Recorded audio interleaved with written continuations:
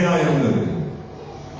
ஆகவே ஆண்டவராய் இயேசு கிறிஸ்து சொன்னார், மத்தேயு 24 அதிகாரத்தில் முதல் 2 வசனம், இத்தனை பிரம்மாண்டமான பெரிய ஆலயத்தை காண்கின்றீர்களே, ஒரு கல்லின் மேல் ஒரு கல்லில்லாதபடி அது உடைந்து போகும் நாள் வரும் என்று கர்த்தராகிய இயேசு சொன்னார்.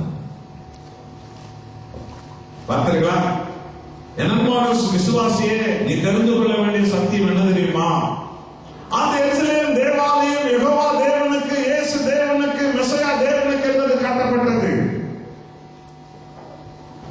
தேவன் அங்கு சொன்னார், என் கண்கள் இங்கு இருக்கும், என் இருதயம் இங்கு இருக்கும். தேவனுடைய சபை கர்த்தருடைய சபை, கர்த்தருடைய வீடு. என் கண்கள் அங்கு இருக்கும், என் இருதயம் அங்கு இருக்கும்.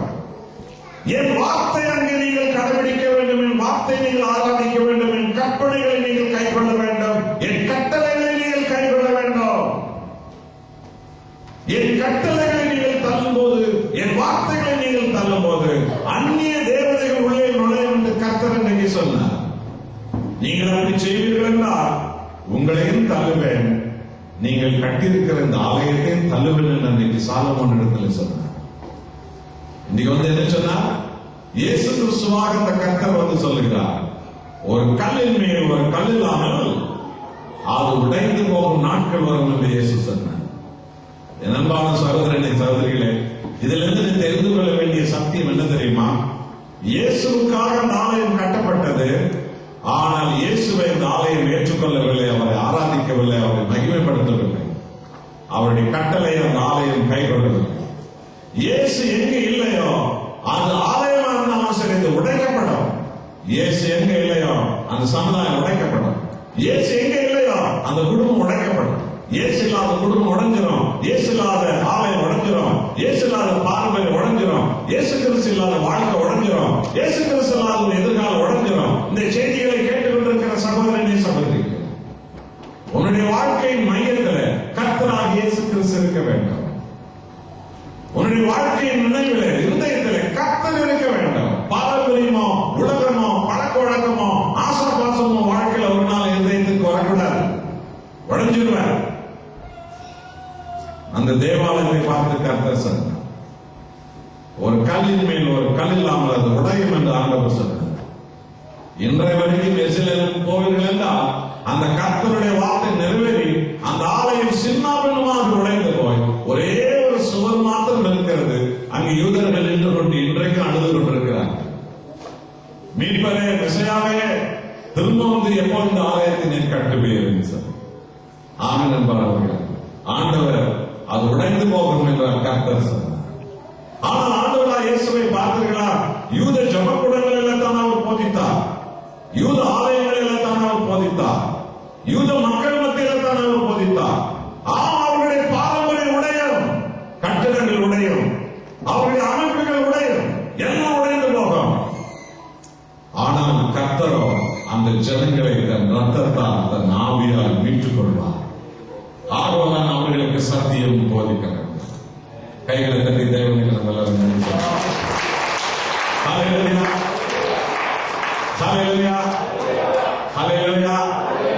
நல்லது. உங்களுக்கு ஒரு உதாரணத்தை பரிசுத்த ஆவியானவர் உங்களுக்கு நமக்கு உணர்த்துகிறார்.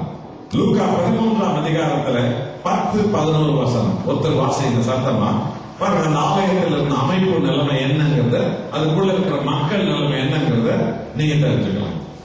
லூக்கா 13ஆம் அதிகாரத்துல 10-11 வசனம். ஒரு ஓய்வு நாளிலே பார்த்தீர்கள் வார்த்தைகளை கொடுக்கிறார். ஏன்னா அவங்க அந்த வார்த்தையை மறந்துட்டு இருக்கிறாங்க, இழந்துட்டு இருக்கிறாங்க. தேவனுடைய வார்த்தையை மறந்துட்டாங்க, இழந்துட்டாங்க. ஆகவே தங்களெல்லாம் அவங்க இழந்தவங்களா இருந்தாங்க. இப்ப கர்த்தர் அவருடைய வார்த்தையை கொண்டு போய் அங்கு போதித்துக் கொண்டிருக்கிறார். என்ன நடந்தது? அப்பொழுது 18 வருஷமாய் பலகீனப்படுத்தும் ஆவியை கொண்ட ஒரு ஸ்திரீ அங்கே இருந்தால், அவள் எவ்வளவு நிமிடக்கூடாத கூனியாக இருந்தாள். பாத்தீங்களா? எத்தனை வருஷமா அவள் கூனியா இருந்தாலும்? 18 வருஷமா. இன்னும் 7 வருஷம் போயிருந்தா அவளுக்கு எல்லாரும் சில்வர் ஜூபிலி கொண்டாடி இருப்பாங்க இல்லையா? இந்த ஜபக்கூடத்துக்கு 18 வருஷமா கூனியா வராகும். இன்னும் 7 வருஷம் வந்திருந்தா அவளுக்கு எல்லாரும் வெள்ளி விழா கொண்டாடி இருப்பாங்க. எப்படி கொண்டாடி இருப்பாங்க? அவ கூனியா இருக்கிற மாதிரியே ஒரு படம் வரைஞ்சு அவளுக்கு கொடுத்திருந்திருப்பாங்க. அப்படித்தானே? பாருங்க, 18 வருஷமா அந்த ஜபக்கூடத்துக்கு போய் வந்து இருக்கிறாவோ. என் அன்பான தேவ ஜனமே, நீ எத்தனை வருஷமாக எந்த ஆராதனை கூடத்துக்கு போய் வருகிறாய் என்பது முக்கியம் அல்ல. அந்த ஆராதனை கூடத்துல நீ குனிஞ்சு இருக்கிறியா, தலை நிமிர்ந்து இருக்கிறியா, அங்கதான் முக்கியம். கைகளை கட்டி கர்த்தருக்கு நன்றி. நீ என்னவா இருக்கிற? கட்டப்பட்டவனா இருக்கிறா, கட்டப்பட்டவனா இருக்கிற, விடுதலை அடைஞ்சவனா இருக்கிற, விடுதலை அடைஞ்சவனா இருக்கிறியா? நீ என்னவா இருக்கிற? அவ 18 வருஷமா அந்த ஜபக்கூடத்துக்கு போய் கொண்டு வந்தா, கூனியா தான் போனா, கூனியா தான் திரும்பி வந்தா. ஒரு பலகீனப்படுத்த மாமி அவளை பிடித்திருந்தது. பார்த்திருக்கீங்களா? ஏன் அங்கே சத்தியம் போதிக்கப்படவில்லை. மிக எச்சரிக்கை. நீ எந்த ஆராதனைக்கு போகிறாய் என்பது முக்கியம் அல்ல. அங்கு சத்திய வசனம் போதிக்கப்பட வேண்டும். தேவனுடைய வேதம் போதிக்கப்பட வேண்டும். தேவனுடைய ஆவியானவர் அந்த இடத்தில் ஆளுகை செய்ய வேண்டும். அது ரொம்ப முக்கியம். தேவனுக்கு அந்த இடம் மகிமையை கொடுக்க வேண்டும். அங்கு கட்டுதல் இல்லை. எல்லாம் தலைநிமிர்ந்த ஒரு வாழ்க்கை வாழ்வார்கள். கர்த்தர் விடுதலை தருவார். ஆவியானவர் எங்கு உண்டோ அங்கு விடுதலை. அந்த விடுதலை அவளுக்கு கிடைக்கல. அங்கு சத்தியம் போதிக்கப்படல, அதனால அவளுக்கு விடுதலை கிடைக்கல. அவ சும்மா 18 வருஷமா போய் கூடியாக வந்து இருந்தா. ஆகவே ஒரு ஆராதனை நடக்கிற இடத்துல நீங்களும் நாமும் எத்தனை வருஷம் போய் கொண்டிருக்கிறோங்கிறது முக்கியம் இல்ல. அங்கு நீங்க என்னவா இருக்கிறீங்கிறது முக்கியம். நீங்க விடுதலை அடைஞ்சிருக்கணும். அதுதான் கர்த்தருடைய ஆராதனை. கைகளை கட்டி ஆண்டவருக்கு எல்லாரும் ஆமென். இதுதான் அந்த யூதர்களுடைய ஜபக்கூடம். புரியுதா?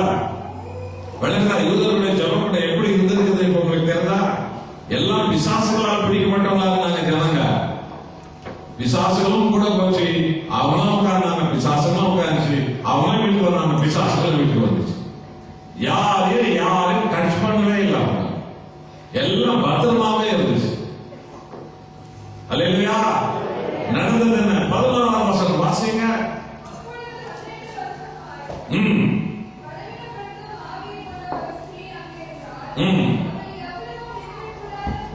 கூனியா என்றால் இயேசு அவரை கண்டு சமீபத்தில் அழைத்து, ஸ்ரீயே, உன் பலியிடத்திலிருந்து நீ விடுவிக்கப்பட்டாய் என்றார். கைகளை வைத்தார். உடனே அவள் நிமிர்ந்து தேவனை மகிழ்ப்படுத்தினார். இதுதான் சத்தியம் போதிக்கிற சபை. கைகளை தேவனுடைய வசனம் போதிக்கிறது இதுதான். இதைத்தான் கர்த்தர் சபைக்கு கொடுத்திருக்கிறார். நீங்கள் கட்டுவதை கட்டுவேன், நீங்கள் கட்டவிழ்ப்பதை நான் கட்டவிழ்ப்பேன். கிறிஸ்துவின் சபைக்கு கிறிஸ்து கொடுத்திருக்கிற மாபெரும் தரவுகோல். இயேசுவின் நாமத்தினால் பலவீனப்பட்டவர்களை இயேசுவின் நாமத்தில் கட்ட வேண்டும். ஆசீர்வாதத்தை கட்ட வேண்டும். அபிஷேகத்தை கட்ட வேண்டும். கிறிஸ்துவோடு கட்ட வேண்டும். ஆவியானோடு கட்ட வேண்டும். வசனத்தோடு கட்ட வேண்டும். சத்தியத்தோடு கட்ட வேண்டும். பரிசுத்தத்திலே கட்ட வேண்டும். விசுவாசத்திலே கட்ட வேண்டும். தீமையால் கட்டப்பட்டவர்களை விடுவிக்க வேண்டும். கண்ணீரில் உள்ளவர்கள் விடுவிக்க வேண்டும். பாவத்தில் உள்ளவர்களை விடுவிக்க வேண்டும். துயரத்தில் உள்ளவர்களை விடுவிக்க வேண்டும். இயேசுவின் நாமத்தில் விடுதலை கொடுக்க வேண்டும். இதுதான் கர்த்தர் சபைக்கு தந்திருக்கிற ஒரு மாபெரும் விசேஷத்தை தருவோம். என் அன்பான சகோதரனே, சகோதரிகளை பார்த்தீர்களா? யூதருடைய ஜபக்கூடங்களில் இயேசு போனார். அது எந்த கதியில் இருக்குதுன்னு உங்களுக்கு தெரியுதா? பாத்தியா? குடிகாரனாக போறான், குடிகாரனாக திரும்ப வீட்டுக்கு வரான். பாத்தியா? அங்க தேவனுடைய பிரசனம் இல்ல, அங்க தேவனுடைய சத்தியம் இல்ல, அங்க தேவனுடைய ஆவியானவர் இல்ல, அங்க விடுதலை இல்ல. பார்த்தீர்களா? ஆர்வதான் இயேசு சொன்னார், நான் என் சபையை கட்டுவேன், நரகத்தின் வாசல்கள் அதை மேற்கொள்வதில்லை. ஞாபகம் வச்சுக்கோங்க. இந்த உலகம் முழுவதும் கர்த்தராகிய இயேசு கிறிஸ்து தன்னுடைய சபையை அவர் கட்டிக் கொண்டு வருகிறார். பாதாளத்தில் இருக்கிற பேய்கள் மேலே வந்தாலும் சரி, அல்லது பாதாள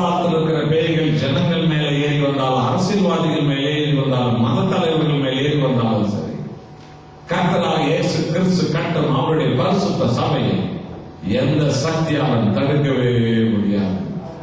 கைகளை பலனாக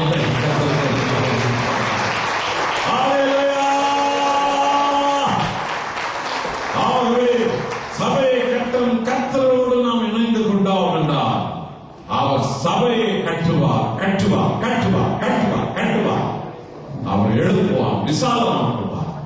அவரே சபையினுடைய எஜமானார். அவர் இருக்கிறார். ஹல்லேலூயா. நம்முடைய தேவன் சபையை கட்டும் தேவன். அந்த சபையில எப்படியா இருக்கும் ஆராதனையா? யோவான் 4ஆம் அதிகாரம் 23ஆவது வசனத்துல ஆண்டவராகிய இயேசு கிறிஸ்து சொன்னார்.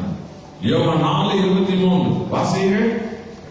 சகோதரனே சகோதரி விசுவாசியே, தேவனை ஆராதிக்கிற அந்த சபை எப்படி இருக்கணும் தெரியுமா? ஆவியோடும் பரிசுத்த ஆவியானவர் வழியில உண்மையோடும். உண்மை என்றால் யார்? அவர்தான் ஆண்டவராகிய இயேசு கிறிஸ்து. அதான் சத்தியம். சத்தியமும் பரிசுத்த ஆவியானவரும் இணைந்து வழி நடத்தப்படும் சபைதான் கர்த்தர் கட்டும் சபை. தம்மை தொழுது கொள்ளுகிறவர்கள் இப்படிப்பட்டவர்களா இருக்க வேண்டும் என்று பிதா விரும்புகிறார். பார்த்தீர்களா? நாம எப்படி வேண்டுமானாலும் கடவுளை வணங்கலாம் என்று நாம் நினைக்க கூடாது. இல்லை இல்லை இல்லை. சத்தியம் போதிக்கிற இப்படித்தான் நம் கர்த்தரை நாம் வணங்க வேண்டும். அங்கேதான் அவர் மகிமைப்படுவார். அவர் வல்லமை வெளிப்படும். அவருடைய வல்லமை வெளிப்படும். ஏசாயா 42:8 வசனம் கர்த்தர் சொன்னார், என் மகிமையை நாம் வேறு ஒருவனுக்கும் என் துதியை நாம் விக்கிரங்களுக்கும் கொடேன். பாத்தியா? எங்கே விக்கிரங்கள் இருக்கிறதோ, எங்கே மனிதன் புகழ் அடைவானோ, அங்கே கர்த்தருடைய ஆவியானவர் வாசம் பண்ண மாட்டார். எங்கே தேவன் மகிமடைகிறாரோ, எங்கே பரிசுத்த அலங்காரத்துடன் கர்த்தரை வணங்குகிறார்களோ, அங்கேதான் பிதா குமாரன் பரிசுத்த ஆவியின் கர்த்தர் மகிமைப்படுவார். இதுதான் கர்த்தருடைய ஆவி. நான் என் சபையை கட்டுவேன், நான் என் சபையை கட்டுவேன். என் அன்பான சகோதரனை சகோதரிகளே, கர்த்தர் தன் சபையை கட்டுகிறார். கர்த்தர் கட்டும் சபை எப்படிப்பட்டது? அது தேவனை மையமாய் கொண்டது, தலைவராய் கொண்டது. அவருடைய சிங்காசனம் இருக்கிறது, அவருடைய வல்லமை அங்க இருக்கிறோம். இன்னைக்கு ஏராளம் பேர், நாங்கள் பல இடங்களுக்கு பல சபைகளுக்கு போகிறதுனால ஏராளம் பேர் அவருடைய விரக்தியான அனுபவத்தை எல்லாம் எங்களிடத்துல சொல்லி இருக்கிறத நாங்க கேட்டிருக்கிறோம். நாங்க ஆரம்பிக்கும் போது 100 பேர் இருந்தாங்க. போ போ போ போ போ போ இப்ப 20 பேர் ஆகிட்டாங்க, 10 பேர் ஆகிட்டாங்க அப்படின்னு சொன்ன எத்தனையோ ஆட்களை இந்தியாவில் மற்ற நாடுகள் எல்லாம் நான் கேள்விப்பட்டிருக்கிறேன். அவங்க சொல்றதை நான் கேட்டிருக்கிறேன். அவங்களுக்கு நாங்க சொன்னதெல்லாம் முகதாட்சன் எல்லாம் சொல்லியிருக்கிறோம். அப்படின்னா முதல்ல நீ செய்ய வேண்டிய ஒரு வேலை இருக்குதியா, கர்த்தருடைய பாதத்தில் ஒரு முழுதும் நீ தாழ்த்தவும். 100 பேர் இருந்து 20 பேர் ஆயிருக்கிறாங்கன்னு சொன்னா உனக்கும் தேவனுக்கும் எங்கேயோ பிரச்சனை இருக்கிறது. உன்னை முழுவதும் உன்னை கர்த்தரிடத்துல தாழ்த்து, தேவனிடத்துல தாழ்த்து. அன்னைக்கு நீ நெருப்பா இருந்திருக்கிற, இன்னைக்கு நீ சாம்பலா இருக்கிற. சாம்பல் இருக்கிற இடத்துல யாரும் வரமாட்டாங்க, நெருப்பு இருக்கிற இடத்துல தான் எல்லாரும் வருவாங்க. நீ தேவனுடைய சமூகத்தை தேட தேடத்தான் நெருப்பு வரும். தேவனுடைய சமூகத்தை நீ தேடணும். இதான் என் வழி. இதை விட்டு விட்டு நீ வேற ஒரு ஆராய்ச்சியில நீ ஈடுபடக்கூடாதையா. ஏராளங்களுக்கு சொல்லிருக்கிறோம். காரணம் என்ன தெரியுமா? தெரிஞ்சுக்கங்க. கர்த்தருடைய ஊழியம் என்றால் என்ன தெரிஞ்சுக்கங்க. லூக்கா 9ஆம் அதிகாரம் 1 வசனம். அவர் 12 பேரை தேர்ந்தெடுத்தார். எத்தனை பேரு? 12 பேர். லூக்கா 10ஆம் அதிகாரம் 1 வசனம். பின்னும் 70 பேரை தேர்ந்தெடுத்தார். இவன் 12 எவ்வளவு ஆயிடுச்சு? 70 ஆயிடுச்சு. அல்லேலூயா. 12 70 ஆயிடுச்சு. அப்போஸ்தலர் 1ஆம் அதிகாரம் 13வது வசனம். எருசலேமிலே அந்த மாடி அறையில 120 பேர் இருந்தாங்க. இப்ப 70 எத்தனை ஆயிடுச்சு? 120 ஆயிடுச்சு. அப்போஸ்தலர் 2ஆம் அதிகாரம் 40வது வசனம். மனம் திரும்பி ரட்சிக்கப்பட்டவர் 3000 பேரும் வந்து ரட்சிப்பு அடைந்து ஞானஸ்தானம் பெற்றார். இப்போ எவ்வளவு ஆயிடுச்சு? 3000 ஆயிடுச்சு. பத்தியா? 12 எத்தனை ஆச்சு? 70 70 120 120 3000. அதுல கர்த்தர் நிறுத்தல. அப்போஸ்தலர் 4ஆம் அதிகாரம் 4ஆம் வசனத்தை பாருங்க. கர்த்தருடைய வசனத்தை கேட்டு மனம் திரும்ப ரட்சிக்கப்பட்டவர்கள் 5000 பேர் என்று பைபிள் சொல்லுகிறது. கைகளை தட்டுங்க. இதுதான் கர்த்தருடைய சபை. இதுதான் கர்த்தருடைய சபை. 100 பேர் ஆரம்பிச்சு 20 பேர் இருக்கிறாங்க, 15 பேர் இருக்கிறாங்க, 8 பேர் இருக்கிறாங்க, 5 பேர் இருக்கிறாங்க. சில இடத்துல நான் பார்த்திருக்கிறேன். சில பேர் வைராக்கியத்துக்காக சில பேர் எல்லாம் வாழ்ந்து இருக்கிறாங்க. ஒரு சபைக்குரியா அப்படியா யாரையும் எத்தனை பேர் இருக்கிறீங்க? தற்சமே 2 பேர் தான் இருக்கிறோம். நானே என் கொஞ்சம் அதிகம். பாத்தீங்களா? 2 பேர் இருக்கிறாங்க. யோசித்து பாருங்க. கர்த்தருடைய சித்தத்துக்கு தன்னை தாழ்த்தணும். தேவனுடைய பாதத்தில் தன்னை ஊற்றணும். தேவனுடைய சமூகத்தை தேடணும். தேவனுடைய சமூகத்தை தேடணும். தேவனுடைய சமூகத்தை தேடணும். தேவனுடைய சமூகத்தை தேடணும். 12 70 ஆக்கினார். 70 120 ஆக்கினார். 120 3000 ஆக்கினார். 3000 5000 ஆக்கினார். இதுதான் ஆவியான ஒரு வாசம் பண்ணுகிற சபை. இந்த பெத்தேல் புதுவாழ்வு கிறிஸ்தவ மையம் 5000 வந்து நிக்கணும். இது 5000 வந்து நிற்கும். 5000 வந்து நிக்கணும். ஆனந்தமாக 5000 பேரை கர்த்தர் இந்த 10 வருஷத்தில் இந்த சபையில கொண்டு வந்து சேர்க்க போகிறார். அவருடைய நாம மகிமைப்பட போகிறது. இதான் நம்முடைய ஓட்டம். 12 70 ஆகணும், 70 120 ஆகணும், 120 3000 ஆகணும், 3000 5000 ஆகணும். ஹalleluya, ஹalleluya. இதுதான் இயேசு கிறிஸ்து கட்டும் சபை. என் அன்பான சகோதரர்களே, என் அன்பான சகோதரிகளே, கர்த்தர் சிங்காசனத்தில் இருக்கிற கர்த்தருடைய மகிமை உயர்த்தப்படுகிற கர்த்தராக இயேசுவின் வார்த்தைகள் அவருடைய சத்தியம் போதிக்கப்படுகிற அவருடைய அக்கினி வெளிப்படுகிற அந்த சபையில கர்த்தர் தானே ஆளுகை செய்கிறவராயிருப்பார். அப்போஸ்தலர் 2ஆம் அதிகாரம் 47ஆம் வசனம் சொல்லுகிறது. என்ன சொல்கிறது? ரட்சிக்கப்படுகிறவர்களே கர்த்தர், சத்தமா சொல்லுங்க தயவு செய்து, ஆண்டவருடைய நாமம் சொல்லுங்க, எல்லா விசுவாசிகளும் சொல்லுங்க, ஞாபகம் வச்சுக்கோங்க. இந்த ஞாயிற்றுக்கிழமை முடிஞ்சுச்சுன்னா அடுத்த ஞாயிற்றுக்கிழமை சபையை பத்தி யோசனை பண்ணி இருக்காத. தினமும் நீ யோசிக்கணும் சபையை பற்றி. விசுவாசியே, என் சபை என் தேவனுடைய வீடு, என் சபை. அங்க வர வேண்டியவன் ரோட்ல சுத்தி இருக்கிறான். அங்க வர வேண்டியவன் பிராந்தி கடையில் இருக்கிறான், கிளப்ல இருக்கிறான், டிஸ்கோ டான்ஸ்ல இருக்கிறான். அங்க வர வேண்டியவன் போதைப் பொருள் கடுமையா இருக்கிறான். அங்க வந்து சேர வேண்டியவன் நரகத்துக்கு போயிட்டு இருக்கிறான், பாதாளத்துக்கு போயிட்டு இருக்கிறான். நான் சும்மா இருக்க மாட்டேன், நான் விட மாட்டேன். என்ன கோணலான இடத்துல இந்த நேரான இடத்துக்கு கர்த்தரா இயேசு கொண்டு வந்தார். குப்பையிலிருந்து என்ன ஆசீர்வாதத்துக்கு கர்த்தர் கொண்டு வந்தார். இருட்டிலிருந்து என்ன மேன்மைக்கு என் தேவன் கொண்டு வந்திருக்கிறார்.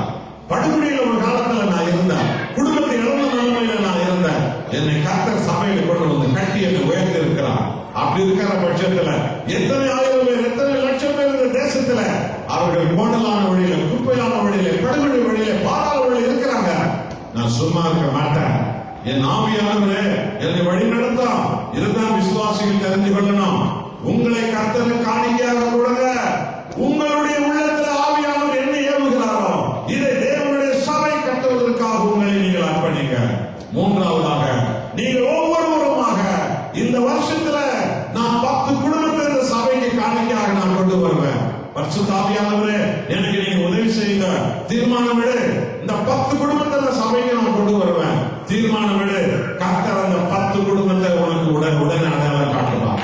ஒவ்வொருத்தரும் இன்னும் வார வாரம் இந்த இடத்துல வந்து சாட்சி சொல்லலாம். இதோ நான் இவனை அழைச்சிட்டு வந்தேன், இதோ நான் இத்தனை பேர் அழைச்சிட்டு வந்தேன், இதோ இந்த வியாதிக்காரை கொண்டு வந்தேன், இதோ அவர்கள் சுகமானார்கள், இவர்கள் விடுவிக்கப்பட்டார்கள், இதோ அவர்கள் ரட்சிக்கப்பட்டார்கள், இவர்கள் கண்ணீர் துடைக்கப்பட்டது. ஆமென் அன்பானவர்களே, பைபிள் என்ன சொல்லுகிறாங்க? நான் என் சபையை கட்டுவேன் என்றார் கர்த்தர். அவர் என்ன பண்றாரு பாருங்க. அனுதினமும் கர்த்தர் சபையிலே கொண்டு வந்து சேர்த்தார். அனுதினமும் சபையை தேடி ஒவ்வொரு புது ஆத்மாக்கள் வரணும். இந்த இடத்துல தான் ஒரு நாள் கர்த்தரின் சபையை கொண்டு வந்து நிறுத்துவார்.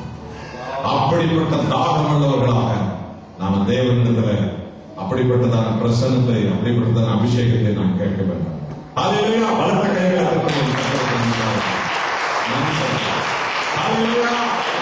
ஆண்டவருடைய சபை எப்படி இருக்கும்? 12 70 70 120 120 3000 3000 5000. ஹல்லேலூயா. ஆலய செய்கிற கர்த்தர் அனுதினமும் ஆத்துமாக்களை சும்மா வைக்காதீங்க. துயரத்தில் இருக்கிற, கண்ணீரில் இருக்கிற, கவலையில் இருக்கிற, வேதனையில் இருக்கிற, பிசாசால் பிடிக்கப்பட்ட உங்களுக்கு ஜெபம் பண்ணுங்க, ஆறுதல் சொல்லுங்க. நண்பர்கள், உறவினர்கள், பார்க்கிறவர்கள், வேலை செய்கிற இடத்துல, படிக்கிற இடத்துல ஆண்டவருடைய நாமத்தை சொல்லுங்க. சபைக்கு கொண்டு வாங்க. ஆவியானவர் அவர்களை தொடுவார். ஆவியானவர் அவர்களை ரட்சிப்பார். ஆவியானவர் அவர்களை அபிஷேகிப்பார். ஆவியானவர்களை அற்புதம் செய்வார். ஆவியானவர் அவர்களை உயர்த்துவார். வளர்ந்த கைகளை தட்டி கர்த்தருக்கு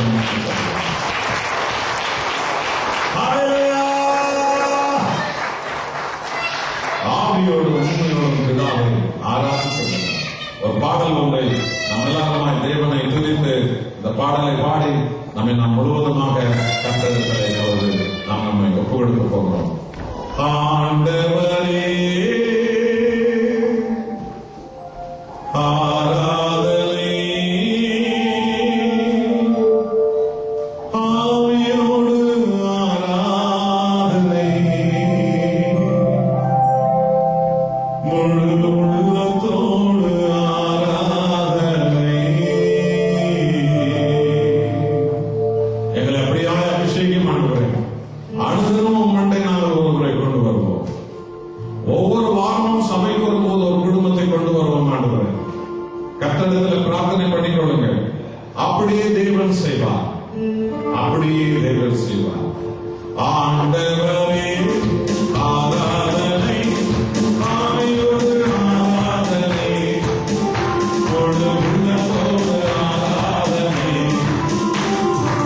ஆண்டவரே ஆராதனை, ஆவியோடு ஆராதனை, முழு உள்ளத்தோடு ஆராதனை. பிதா குமாரனே ஆராதனை, பரிசுத்த ஆவியே ஆராதனை. பிதா குமாரனே ஆராதனை, பரிசுத்த ஆவியே ஆராதனை. ஆராதனை, ஆவியோடு ஆராதனை, முழு உள்ளத்தோடு ஆராதனை. ஜீவனுள்ள தேவனே ஆராதனை, ஜீவன் தந்த இயேசுவே ஆராதனை. ஜீவனுள்ள தேவனே ஆராதனை, ஜீவன் தந்த இயேசுவே ஆராதனை. ஜீவன் பாதை காட்டீரே, ஆராதனை ஆராதனை. ஜீவன் பாதை காட்டீரே, ஆராதனை ஆராதனை. ஜீவன் கண்ணீர் ஓசினீரே, உமக்கு ஆராதனை ஆராதனை. ஜீவன் கண்ணீர் ஓசினீரே, உமக்கு ஆராதனை ஆராதனை. ஆண்டவரே ஆராதனை, ஆவியோடு ஆராதனை, முழு உள்ளத்தோடு ஆராதனை.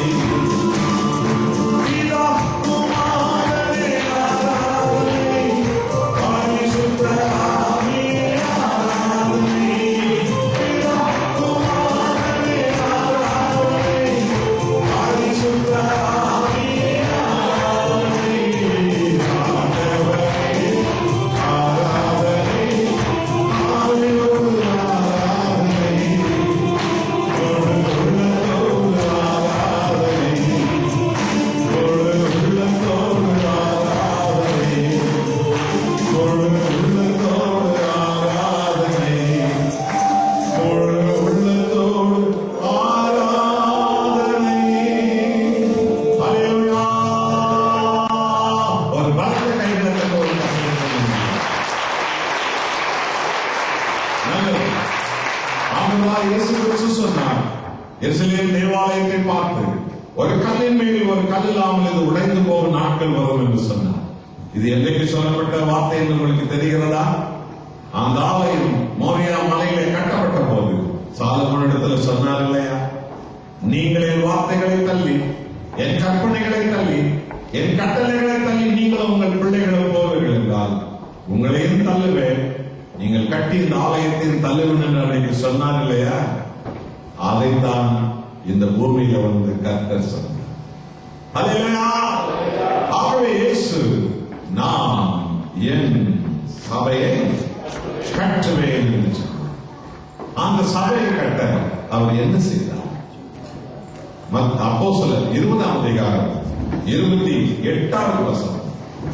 அப்போஸ்தலர் 20ஆம் அதிகாரத்துல 28 பைபிள் சொல்கிறது, ஆகையால் உங்களை கொடுத்தும் தேவன் தம்முடைய சுய ரத்தத்தினால சம்பாதித்துக் கொண்ட தமது சபையை மேய்ப்பதற்கு பரிசுத்த ஆவி உங்களை கண்காணிகளாக வைத்த மந்தை முழுவதையும் குறித்து எச்சரிக்கையாயிருங்கள். பார்த்தீங்களா?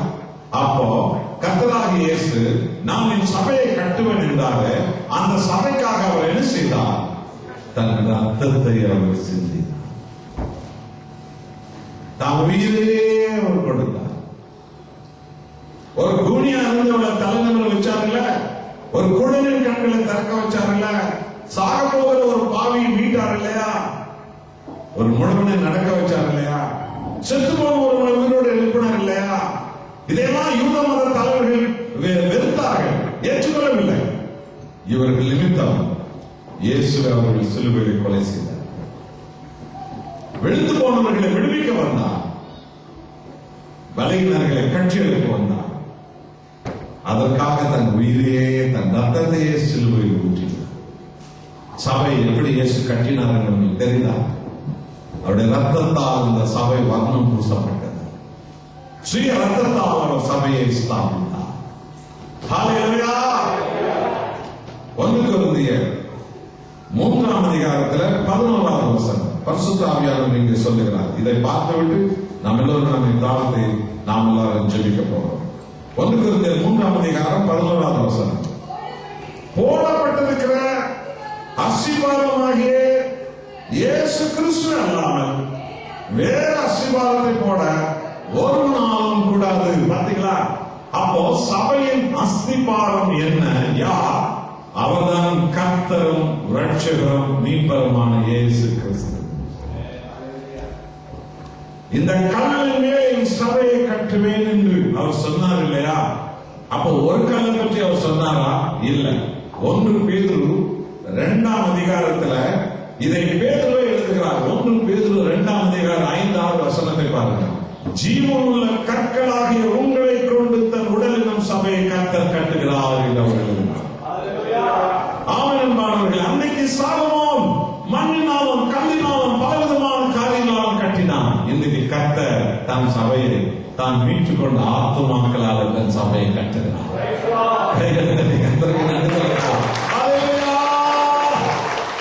நீங்க நாம் எல்லாரும் அதில் உயிருள்ள கற்கள். நீங்க நாம் எல்லாரும் உயிருள்ள கற்கள். ஆமானவர்களே, நம்மை தான் முதலாவது சபைக்கு நாம் கொடுக்கணும். 2வது நம்முடையதை தேவனுடைய ஆலயத்துக்கு கட்டுவதற்கு என்று கொடுக்கணும். 3வது நாம் மற்றவர்களை கொண்டு ஆண்டவருக்கு காணிக்கையாக நாம் கொடுக்கணும். இதான் ஒரு சபையில ஆவியானவர் ஒவ்வொரு நடத்துவதற்கு நீங்கள் ஒவ்வொருவரும் கொடுக்க வேண்டிய முதல்ல. அப்படிப்பட்ட தீர்மானங்கள் தான் நீங்களும் நாமும் நடக்க வேண்டும். ஆகவே அஸ்திபாரம் யார்? இதை பைபிள் சொல்லுகிறது. கர்த்தராகிய இயேசு கிறிஸ்துவே அஸ்திபாரம். அப்ப அதுக்கு ஒரு தலைவர் இருக்கிறார். யார் அது தலைவர்?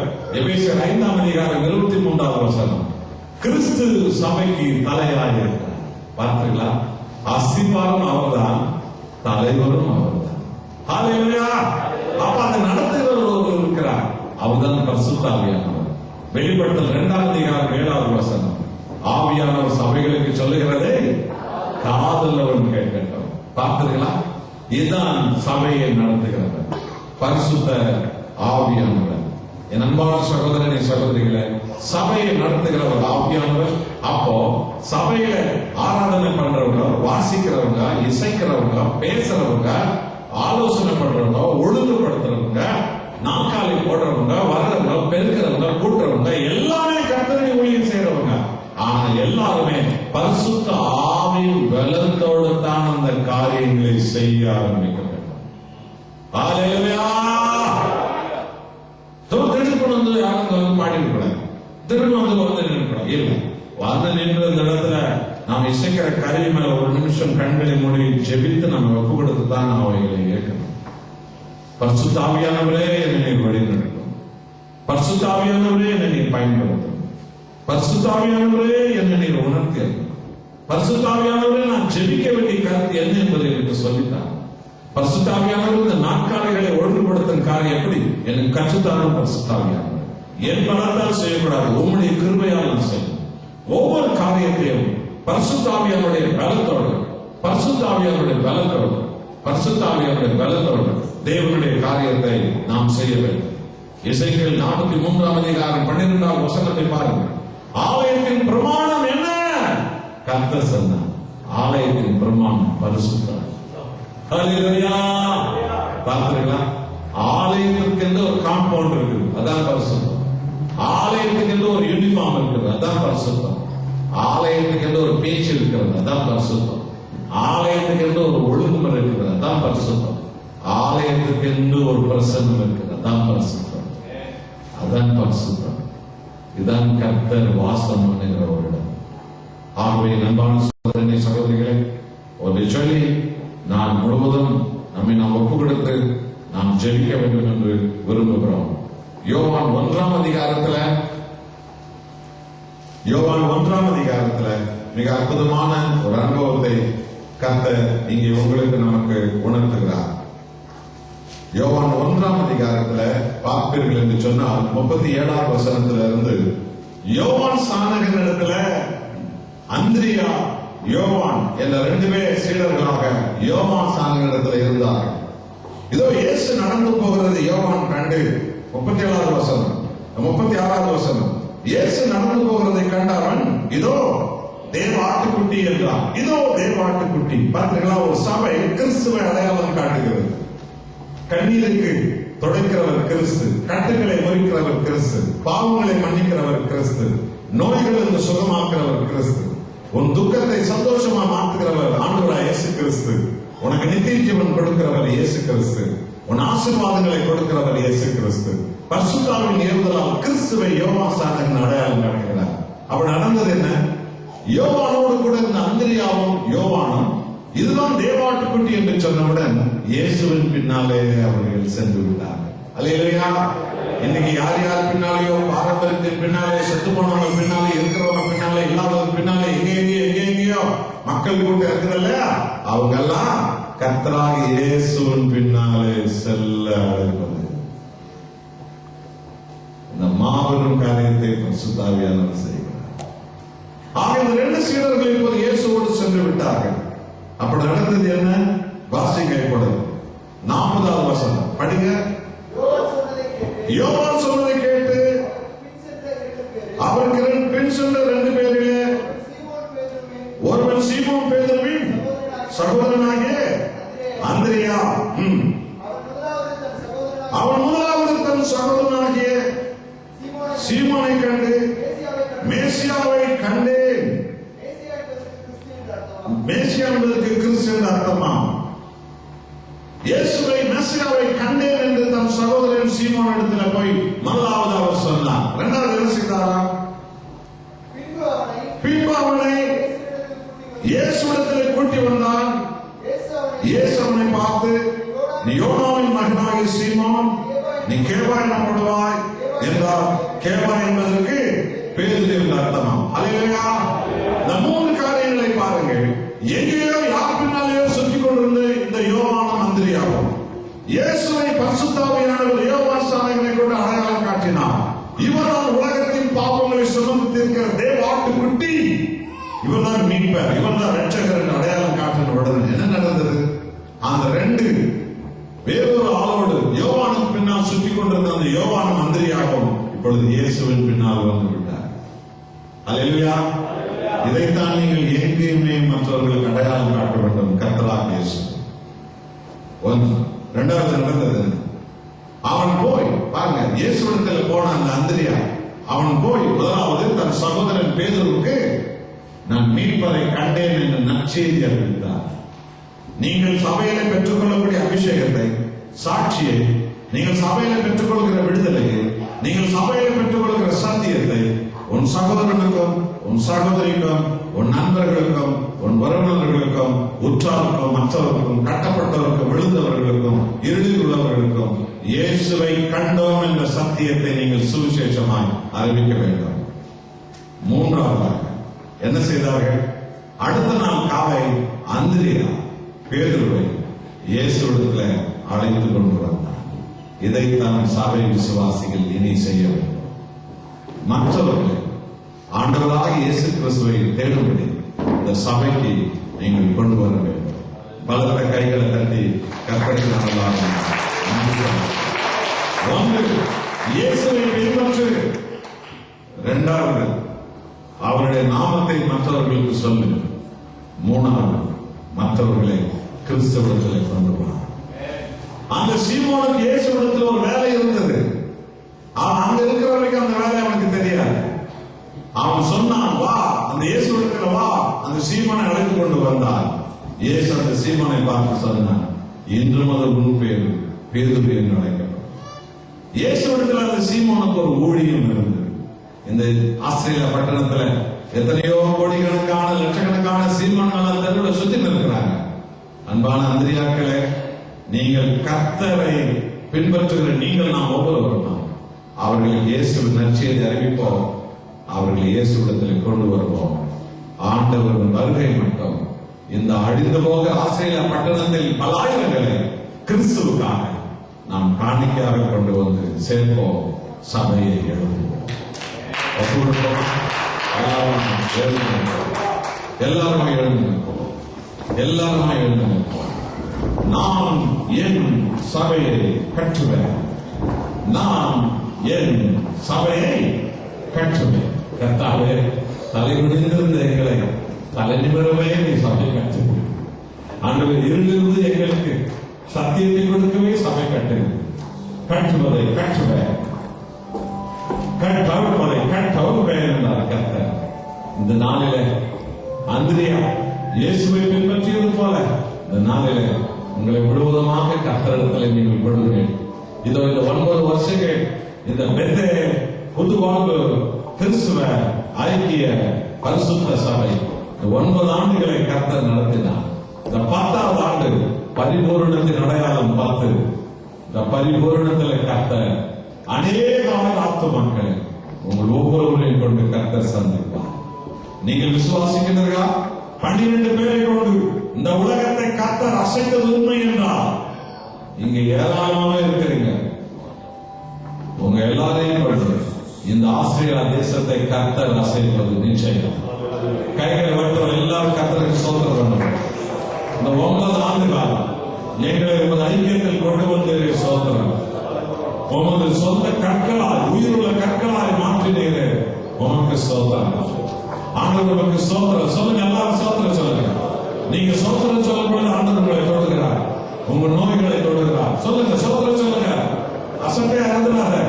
சபையை ஆவியானவர் உலாவுகிறார். சபையில் ஆவியானவர் உலாவுகிறார். ஒப்புக்கிடுங்க. இப்பொழுதே உன்னுடைய உள்ளத்தை கர்த்தர் தொடுவார். உன் குழப்பங்களை ஆண்டவர் மாற்றி கொள்வார். உன்னுடைய பாவ கட்டுகளை ஆண்டவர் எடுத்துக் கொள்வார்.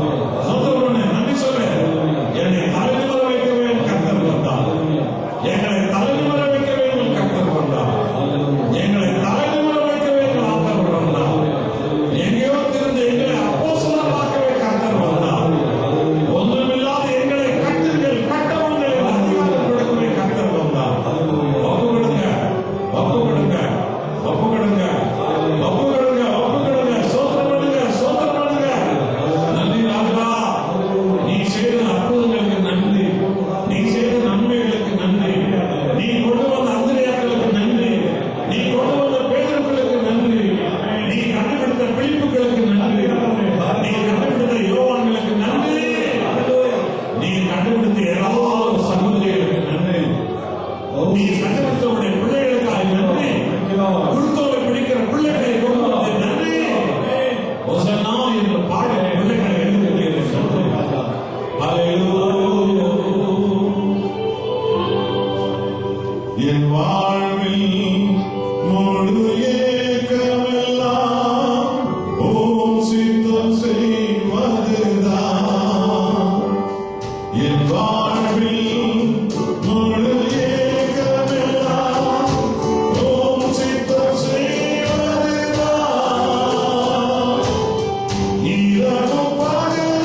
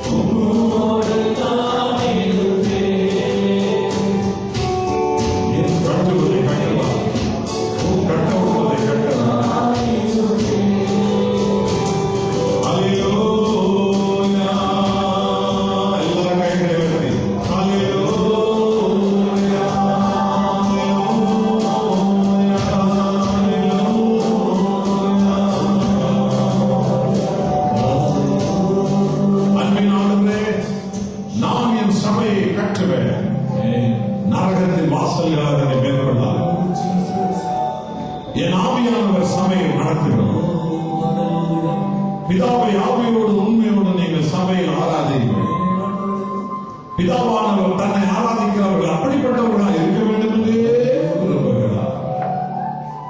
என் கட்டளைகளும் என் சத்தியம் சபைகள் மிக முக்கியமான இடத்தில் இருக்கிறோம். அவைகள் மகிமையை கொண்டு வரும், விடுதலை கொண்டு வரும், சுகத்தை கொண்டு வரும், அற்பத்தை கொண்டு வரும். இதுதான் நீ கட்டும் மகிமையான சத்தியம். கர்த்தாவே உனக்கு கோடி ஸ்தோத்திரம். சபைக்கு பிரமாணத்தை கொடுத்து அதுவே பரிசுத்தம். சபைக்கு திறவுகளை கொடுத்து கட்டுங்கள், கட்டணும் என்று சொல்லி இயேசுவின் நாமத்தில் இந்த நாளில் வந்திருக்கிற ஒவ்வொருவருடைய வியாதிகளை இயேசுவின் நாமத்தினாலே அவைகள் வீழ்ச்சி விலகும்படியாக கட்டளையிடுகிறோம். தீமைகள் விலகும்படியாக கட்டளையிடுகிறோம். சாபங்கள் விலகும்படியாக கட்டளையிடுகிறோம். துக்கம் துயரங்கள் விலகும்படியாக கட்டளையிடுகிறோம். இயேசுவின் நாமத்தினால் பாவ போராட்டங்கள் விலகும்படியாக கட்டளையிடுகிறோம். அசுத்தங்கள் விலகும்படியாக கட்டளையிடுகிறோம். தீமை விலகும்படியாக கட்டளையிடுகிறோம். ஆண்டவரே பலவீனங்கள் விலகும்படியாக கட்டளையிடுகிறோம். இயேசுவின் நாமத்தினால் அன்பின் நேசரே, தலைகுனிந்து போனவனா தலைகுனிந்து போனவர்களா நாங்கள் ஒரு காலத்தில் இருந்தவர்கள். எங்களை தேடி வந்தீரே, எங்கள் அருகிலே எங்களை அழைத்தீரே, பயப்படாதே என்று சொன்னீரே. தலை குனிந்தவர்களாக ஒரு காலத்தில் இருந்த எங்கள் எல்லோரையும் தலை நிமிர வைத்த எங்கள் கர்த்தாவே உமக்கு கோடி கோடி ஸ்தோத்திரம். உமக்கு கோடி கோடி ஸ்தோத்திரம். உமக்கு கோடி கோடி ஸ்தோத்திரம். ஆண்டவரே உமது பிள்ளைகளை மென்மேலும் மென்மேலும் ஆசீர்வதியும். ஆண்டவர் இந்த சபையின் போதகனார் பாஸ்டராய் நியமித்திருக்கிற பிரிட் அவர்களை மென்மேலும் மென்மேலும் அபிஷேகியும். ஆண்டவர் அபிஷேகியும் வரங்களினாலும் அபிஷேகத்தினாலும் அடையாளங்களினாலும் நிரப்புகிறீர்கள். ஆண்டவரை அவரோடு துணையாக சபை ஊழியத்திற்காக அழைக்கப்பட்ட ஆண்டவரை பாஸ்டர் மரிய செல்வத்தை அபிஷேகியும். அவர்களோடு ஆண்டவரே இதோ இந்த சபையை ஆண்டவரே உமது நாமத்தில் ஒவ்வொரு காரியங்களை ஓடி ஆடி செய்வதற்காக நியமித்திருக்கிற அத்தனை அங்கிருந்தவர்களை அபிஷேகம், அத்தனை சகோதரிகளை அபிஷேகம், அத்தனை பிள்ளைகளை அபிஷேகம், பாடுகிற இசைக்கிற பிள்ளைகளை அபிஷேகம், குழந்தைகளை அபிஷேகம். கர்த்தர் குழந்தைகளோடு பேசுகிறீர், பிள்ளைகளோடு நீ பேச போகிறீர். அநேக தீர்க்கதரிசிகள் எழுத போகிறார்கள், அநேக வரங்கள் பெற்றவர்கள் எழுத போகிறார்கள், அநேக அடையாளங்கள் பெற்றவர்கள் எழுத போகிறார்கள், பரிசுத்த ஆவியின் சத்தத்தை கேட்டவர்கள் எழுத போகிறார்கள். கர்த்தர் அப்படிப்பட்டவர்களாய் தொழுவீராக. இந்த நாளில் இந்த செய்தியில பங்கேற்க வந்த ஒவ்வொரு சகோதர சகோதரிகளை எங்கள் கர்த்தர் தொட வேண்டுமாய் தாழ்மையோடு பேசுகிறார். ஒவ்வொரு துக்கத்தை மாற்றுவீராக, துயரங்களை மாற்றுவீராக, பலவீனங்களை மாற்றுவீராக, ஆசீர்வாதத்தால் நம்முடைய ஜனங்களை போஷித்து உயர்த்துவீராக. முந்தின ஆலயத்தை விட பிந்தின ஆலயம் மகிமையாக இருக்கும் என்று